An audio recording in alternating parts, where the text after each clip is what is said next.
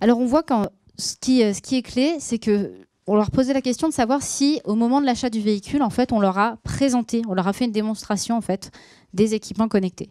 Et donc là, on va voir qu'il y a la réponse à notre question. Donc pourquoi les gens ne sont pas au courant? Tout simplement parce qu'on ne leur a même pas parlé. Donc il y a 36% des personnes à qui, et même 39% pour ceux qui ne s'en rappellent plus, qui en fait n'ont pas eu de présentation au moment de l'achat du véhicule. C'est-à-dire le vendeur ne les a pas accompagnés pour leur dire vous avez un équipement connecté qui fait ci et qui fait ça.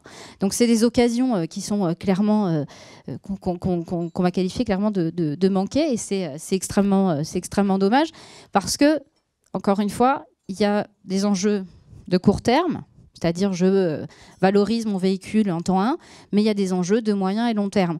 Aujourd'hui, j'achète un véhicule connecté, donc déjà, premier enjeu, je ne le sais pas, je paye quelque chose que je n'utilise pas.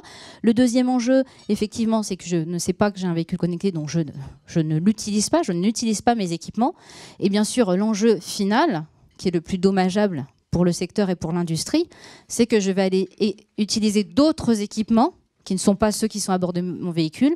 Et finalement, c'est pas que la guerre du prix, c'est pas que simplement de se dire moi je suis content parce que mon système connecté il est connu, c'est la guerre de la donnée, in fine, qui risque d'être perdue, parce que quand je citais Waze, j'utilise Waze à bord de mon véhicule plutôt que ma navigation embarquée, eh bien toutes les informations sur mes déplacements, elles sont dans mon smartphone, elles sont pas dans ma voiture.